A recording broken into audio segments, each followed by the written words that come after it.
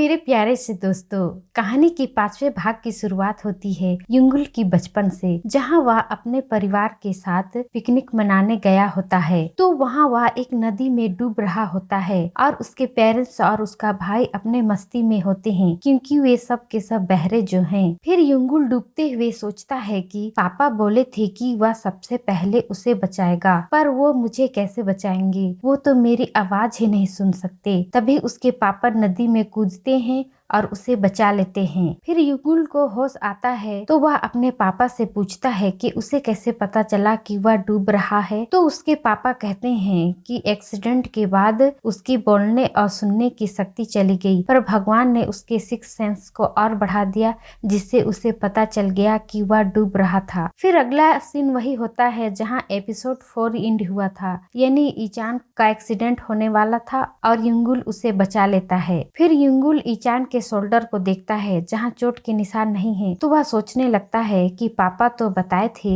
जब वे 11th class में थे तब उनका एक्सीडेंट हुआ था, जिसके कारण उनकी बोलने और सुनने की शक्ति चली गई थी। अगर वह 1 साल तक उनके एक्सीडेंट को रोक ले तो वे हमेशा नॉर्मल रहेंगे। यही सोचकर युंगुल ईचान को कहता है कि मेरी बातों को ध्यान से सुनो। तो ईचान कहता है क्या? तो युंगुल कहता है कि तुम ना 1 साल तक मेरे साथ ही रहना, मेरी आंखों से दूर मत होना। तो ईचान कहता है कि तुम क्या बक रहे हो? देखो मैं ऐसा वैसा नहीं हूँ, समझे? मैं सिंग्योन को पसंद करता हूँ। तो युंगुल कहता है कि अरे मैं कैसे समझाऊं तुम्हें? तो ईचान कहता है कि मैं कुछ नहीं समझना चाहता। ऐसा कहकर वह भागने लगता है, तो युंगुल भी उसके पीछे पीछे भागने लगता है। फिर रात को सोते टाइम युंगुल अपने पापा के एक्सीडेंट के बारे में सोच सोच कर ऐसे ही बेचैन होता है। तो वह ईचान को उठाता है और कहता है कि चलो बनाते हैं। तो ईचान कहता है क्या? तो युंगुल कहता है बैंड, मैं बैंड में शामिल होऊंगा और एक बेहतरीन बैंड बनाएंगे। तो ईचान यह सब सुनकर बहुत खुश हो जाता है। फिर युंगुल कहता है पर मेरी एक शर्त है। तो ईचान कहता है क्या? तो युंगुल कहता है कि आपको ना 1 साल तक मेरे साथ ही रहना है, एकदम साथ ही रहना है। तो यह लड़का क्या करने वाला है सोचकर ईचान दादी मुझे बचाओ कहते हुए भाग जाता है। फिर अगले सीन में देखते हैं कि सिंग्योन यूएस जा रही होती है, तो उसके दोस्त उसे बाय करने आते हैं।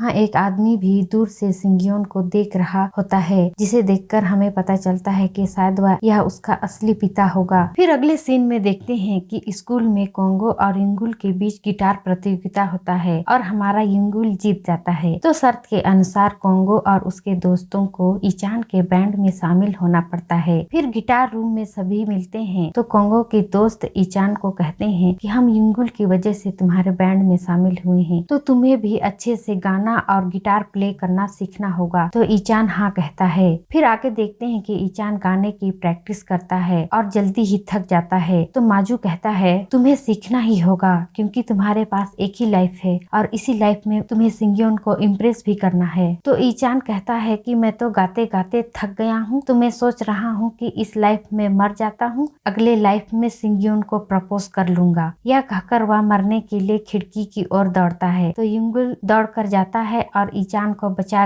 लेता है और कहता है मैं हूँ ना, मैं तुम्हें जरूर सिखाऊंगा। फिर आगे हम ईचान और युंगुल को घर पर देखते हैं, जहाँ युंगुल ईचान को कहता है कि वह उसे गिटार प्ले करना सिखाएगा और पढ़ाएगा भी, पर उसे स्कूल के बाद कॉलेज जाना होगा और ग्रेजुएट होना होगा। तो ईचान कहता है कि वह पहले ही बता चुका है कि वह स्कूल के बाद काम करेगा। तो युंगुल उसे कहता है कि यह तुम्हारी दादी का सपना है कि तुम ग्रेजुएट करो। फिर युंगुल ईचान को पढ़ाने लगता है, तो युंगुल भागने लगता है। तो फिर युंगुल उसे पकड़ लेता है और फिर उसे पढ़ाने लगता है। तो बाहर उसके दोस्त और उसकी दादी उसे पढ़ते देखकर बहुत खुश होते हैं। फिर सीन शिफ्ट होता है एक किताब दुकान पर, जहाँ चून्हा ईचान को याद कर रही होती है। तभी वहाँ युंगुल आता है और चून्हा दुकान से बाहर जाती है। तो युंगुल चून्हा को देखता है और उसे लगता है कि शायद यही उसकी माँ है। फिर वहाँ युंगुल को माजू मिलता है। फिर दोनों एक बस से वापस घर जा रहे होते हैं। तो बस में कुछ लड़कियां आपस में बात कर रही होती हैं कि ईचान के बैंड में एक न्यू हैंडसम सा लड़का आया है और ईचान ने सिंग्योन के लिए बैंड बनाया, पर क्या फायदा, सिंग्योन तो यूएस चली गई, तो बेचारा ईचान का क्या होगा। तो यह सब बातें माजू और युंगुल भी सुन लेते हैं। फिर ये दोनों डिसाइड करते हैं कि यह बातें वे ईचान को नहीं बताएंगे, क्योंकि ईचान का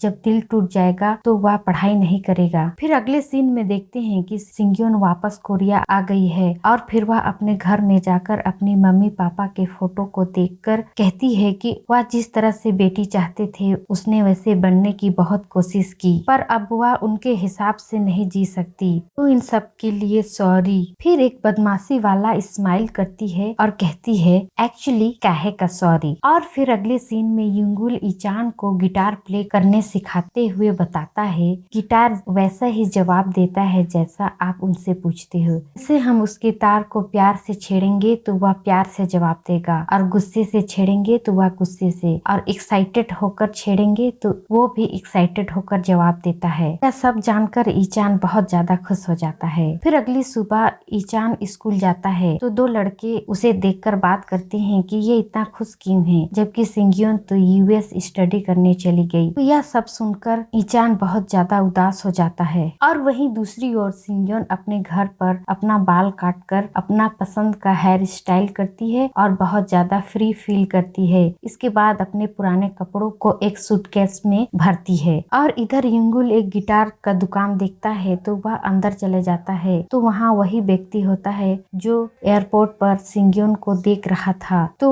वह शॉप का ऑनर होता है। तो वह पूछता है कि गिटार खरीदने आए हो? तो सिंगियोन कहता है कि वह बाद में गिटार खरीदेगा, फिलहाल तो अभी बस यूं ही देख रहा है। तभी युंगुल बाहर देखता है कि सिंगियोन कहीं जा रही है। तो उसे देखकर वह चौंक जाता है। तो बाहर वह उसे ढूंढने आता है तो देखता है कि वह रोड पे कुछ कपड़ों को बेच रही है। तो उसके पास जाकर वह पूछता है कि तुम सिंगियोन ही हो ना? तो तुम यहाँ वापस क्यों आई? तुम्हें नहीं आना चाहिए। तो सिंगियोन कहती है कि मैं यहाँ क्यों आई मैं सब बताऊंगी, पहले तुम ये सामान समेटो और भागो क्योंकि पुलिस पकड़ने आ रही है। युंगुल कहता है कि मैं तुम्हारा सामान क्यों पकड़ूं? तो सिंगियोन कहती है कि मैं कोरिया वापस आ गई या कोई नहीं जानता, और इस सामान के पास तुम खड़े हो तो पुलिस तो तुम्हें ही ना इस सब सामान का ऑनर समझेगी, तो तुम्हें ही ना पकड़ेगी। तो यह कहकर वह भाग जाती है। इसके बाद युंगुल भी जल्दी जल्दी से उसके सामान को समेटता है और समेट कर भागता है। और वहीं दूसरी ओर ईचान सिंगियोन यूएस चली गई यह सोचकर टूटे दिल को पकड़कर पूरे इमोशन के साथ गाना गा रहा होता है और गिटार भी प्ले कर रहा होता है। तो उसके आवाज को सुनकर कोंगो और उसके दोस्त आते हैं और उसके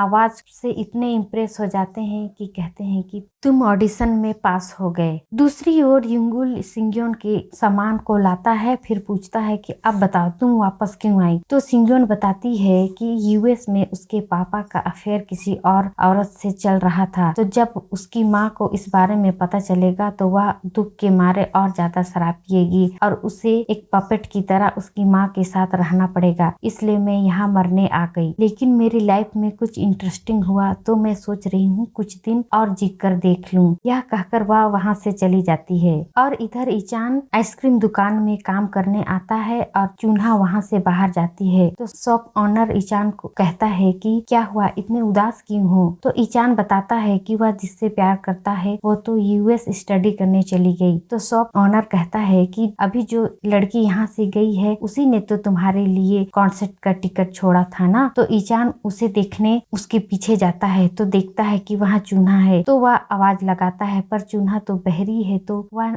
नहीं सुनती। फिर वह उसके पास जाता है और उस टिकट को दिखाकर कहता है कि क्या तुमने ही यह छोड़ा था? फिर डांटते हुए कहता है कि तुम्हारे वजह से सिंगियोन मुझे लूजर समझती है और तुम मुझे जवाब भी नहीं दे रही हो, तुमसे मैं कुछ पूछ रहा हूँ। तो चून्हा वहाँ से जाने लगती है। तभी पीछे से कार आता है पर वो बहरी बेचारी बस चली ही जा रही होती है। तो ईचान दौड़कर आता है और उसे किनारे करता है। फिर और थोड़ा सा डांटते हुए कहता है कि बहरी हो क्या? तो चून्हा हाथ छुड़ाकर गुस्से से चली जाती है। फिर वो वापस ईचान शॉप आता है तो शॉप ऑनर पूछता है कि क्या हुआ, उससे मिले? तो ईचान बताता है वो लड़की तो कुछ जवाब ही नहीं देती है। तो शॉप ऑनर बताता है कि वह तो सुन और बोल ही नहीं सकती। तो यह जानने के बाद ईचान सोचता है कि उसने उसे कितना ज्यादा डांट दिया। चून्हा एक जगह खड़े होकर रो रही होती है। तभी पानी गिरने लगता है तो ईचान उसे ढूंढने के लिए छाता लेकर निकलता है। तभी वहाँ सिंगियोन आ जाती है। और इधर रोड में युंगुल भी छाता लेकर जा रहा होता है और सोच रहा होता है कि बड़ी वाली सिंगियोन तो बताई थी